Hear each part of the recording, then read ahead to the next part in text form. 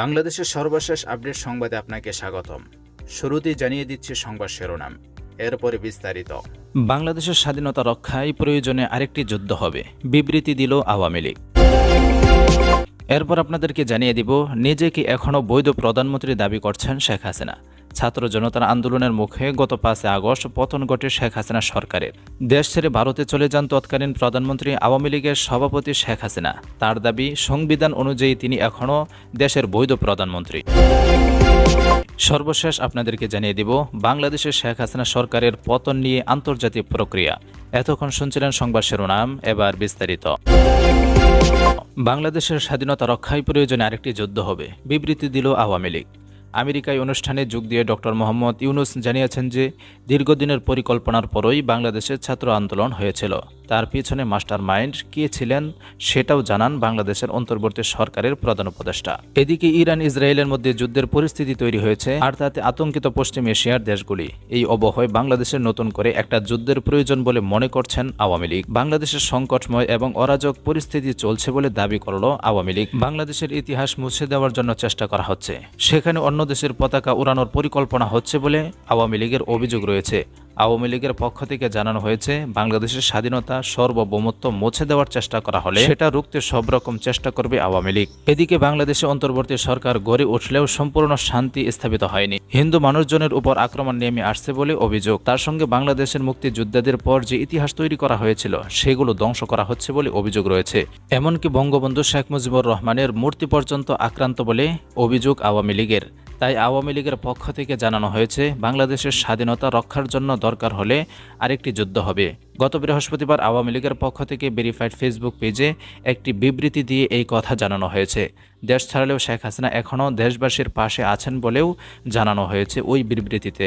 অন্যদিকে ডক্টর মোহাম্মদ ইউনুসকে প্রদান করে বাংলাদেশ গঠন করা হয় অন্তর্বর্তী সরকার।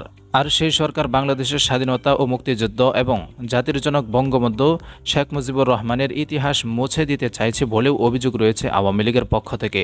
ধর্মীয় সংখ্যালঘুদের মতোই আওয়ামী লীগের নেতাকর্মীদের উপর অত্যাচার করা হচ্ছে বলে অভিযোগ। এভাবে তাদের শেষ করা যাবে না বলে জানানো হয়েছে। ওই বিবৃতিতে উল্লেখ করা হয়েছে, কেউ যদি মনে করে অত্যাচার নির্যাতন করে আওয়ামী লীগকে ধ্বংস করবেন, তাহলে তিনি বোকার স্বর্গে বাস করছেন। দেশের ঐতিহ্যবাহী দল হিসাবে সমহিমায় আবার ফিরে এসে তারা দেশের অসমাপ্ত উন্নয়নের কাজ এগিয়ে নিয়ে যাবে বলে দাবি করা হয় বিবৃতিতে। এছাড়া আমেরিকায় একটি অনুষ্ঠানে যোগ দিয়ে ডক্টর মোহাম্মদ ইউনুস জানিয়েছেন যে দীর্ঘদিনের পরিকল্পনার পরই বাংলাদেশের ছাত্র আন্দোলন হয়েছিল। তার পিছনে মাস্টারমাইন্ড কে ছিল সেটাও জানান বাংলাদেশের অন্তর্বর্তী সরকারের প্রধান উপদেষ্টা ডক্টর মোহাম্মদ ইউনুস। আওয়ামী লীগের দাবি, ক্ষমতা দখলের জন্য যে ষড়যন্ত্র করা হয়েছিল সেটাও এখন পরিষ্কার হয়ে গিয়েছে। তাই অন্য কোনো দেশের পতাকা উড়াতে দেওয়ার চেষ্টা করা হলে প্রয়োজনে আরেকটি যুদ্ধ হবে বলে বিবৃতিতে উল্লেখ করা হয়েছে। তবে মন্দির ও বাড়িতে হামলার পর সনাতন ধর্ম অবলম্বীরা যেভাবে প্রতিবাদে রুখে দাঁড়িয়েছেন তারও প্রশংসা করেছে আওয়ামী লীগ। বাংলাদেশে যে অরাজকতা চলছে সেটার দায় ইউনুসকে নিতে হবে বলেও বিবৃতিতে উল্লেখ করা হয়েছে। নিজেকে এখনও বৈধ প্রধানমন্ত্রী দাবি করছেন শেখ হাসিনা। ছাত্র জনতার আন্দোলনের মুখে গত 5 আগস্ট পতন ঘটে শেখ হাসিনা সরকারের। দেশ ছেড়ে ভারতে চলে যান তৎকালীন প্রধানমন্ত্রী আওয়ামী লীগ সভাপতি শেখ হাসিনা। তার দাবি, সংবিধান অনুযায়ী তিনি এখনও দেশের বৈধ প্রধানমন্ত্রী। সামাজিক যোগাযোগ মাধ্যমে ভাইরাল হওয়া একটি ফোন আলাপে এমন দাবি করেছেন শেখ হাসিনা। তার দাবি, দেশ ছাড়ার আগে তিনি পদত্যাগ করতে চেয়েছিলেন, কিন্তু নিরাপত্তার কারণে গণভবন থেকে বঙ্গভবনে গিয়ে রাষ্ট্রপতির কাছে পদত্যাগপত্র জমা দিতে পারেননি। শেখ হাসিনার দাবি সম্পর্কে জানতে চাইলে অন্তর্বর্তী সরকারের বন পরিবেশ ও জলবায়ু পরিবর্তন উপদেষ্টা সৈয়দ রিজওয়ান হাসান, উনি যদি নিজেকে বাংলাদেশের প্রধানমন্ত্রী দাবি করেন সেটা তো ভারতে বসে করলে হবে না, এ দাবি তো বাংলাদেশে এসে করতে হবে। উনি তো ওখানে কোনো রাষ্ট্রীয় সফরে নেই, এ বক্তব্যের কোনো গ্রহণযোগ্যতা নেই। শেখ হাসিনার কথোপকথনের ভাইরাল হওয়া ভিডিওটি 20 মিনিট 59 সেকেন্ডে। এতে তার সঙ্গে বেলজিয়াম প্রবাসী এক আওয়ামী লীগ নেতার সাথে কথা বলতে শোনা যায়। নেতা নিজেকে নোয়াখালীর সোনাইমুড়ি উপজেলা ছাত্রলীগের সাবেক সাধারণ সম্পাদক এবং ইউরোপীয় ইউনিয়নের সঙ্গে লবিস্ট হিসাবে কাজ করেন বলে দাবি করেন তিনি। আওয়ামী লীগের এক সাংগঠনিক সম্পাদক বলেন, বক্তব্য শুনলেই তো বোঝা যায় এগুলো কার কথা। আমাদের সভাপতি এখন ভারতে আছেন, তার তো কারোর সঙ্গে কথা বলতে নিষেধাজ্ঞা নেই, তিনি কথা বলতেই পারেন। ফোনালাপের এক পর্যায়ে 5 আগস্টের ঘটনা উল্লেখ করে শেখ হাসিনা বলেন, তার মতে সেদিন গণভবন এমনভাবে ঘেরাও করা হয়েছিল যে তার নিরাপত্তা রক্ষীরা গুলি চালালে সবাই লাশ হতো। লাশ ফেলে ক্ষমতায় থাকতে চাননি দাবি করেন শেখ হাসিনা। তিনি বলেন, তখন এমন একটি পরিস্থিতির সৃষ্টি হয়েছিল, আমার নিরাপত্তা রক্ষায় বাধ্য হয়ে সরে যেতে হলো গণভবন থেকে, যার ফলে বঙ্গভবনে গিয়ে রাষ্ট্রপতির কাছে পদত্যাগপত্র জমা দিতে পারিনি। কাজেই আমার পদত্যাগ হয়নি। কাজেই আমি এখনো সংবিধান অনুযায়ী বাংলাদেশের নির্বাচিত প্রধানমন্ত্রী। 5 আগস্ট জাতির উদ্দেশ্যে ভাষণ দিয়ে রাষ্ট্রপতির কাছে পদত্যাগপত্র জমা দিতে চেয়েছিলেন দাবি করে আওয়ামী লীগের সভাপতি বলেন, সংসদীয় গণতন্ত্রের সিস্টেম হচ্ছে আমি পদত্যাগ করার পরে সংখ্যাগরিষ্ঠদের মতে নতুন করে কেউ নির্বাচিত হলে তিনি হবেন প্রধানমন্ত্রী। সেটা হলে প্রধানমন্ত্রীকে অনুরোধ করতে হবে সংসদ ভেঙে দেওয়ার জন্য, তখনই সংবিধান ভাঙবে, তাছাড়া ভাঙবে না।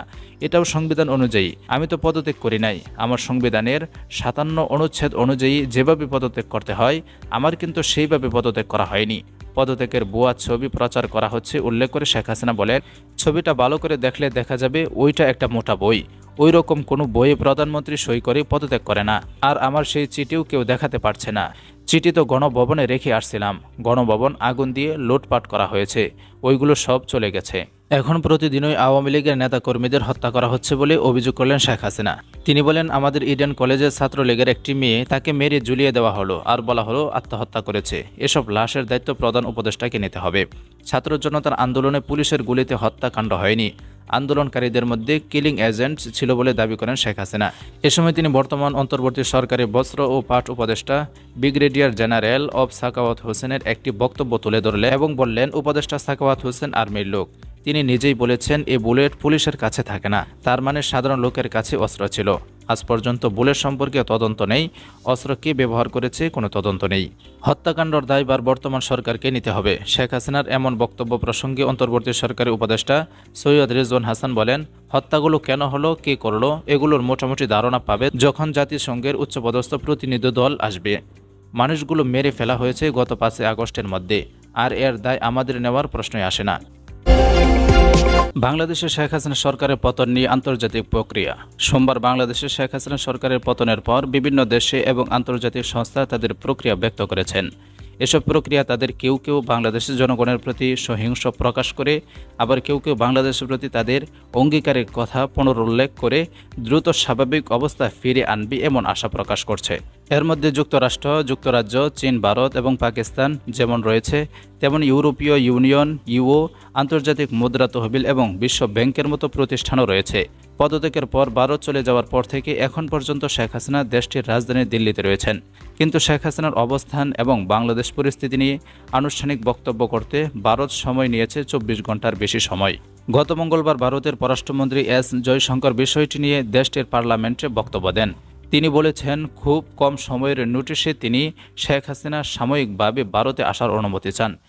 একই সঙ্গে বাংলাদেশের কর্তৃপক্ষের কাছ থেকে ফ্লাইট ক্লিয়ারেন্সের জন্য অনুরোধ আসে আমাদের কাছে। তিনি বলেছেন, সংখ্যালঘুদের অবস্থার দিকে আমরা সবসময় নজর রাখছি।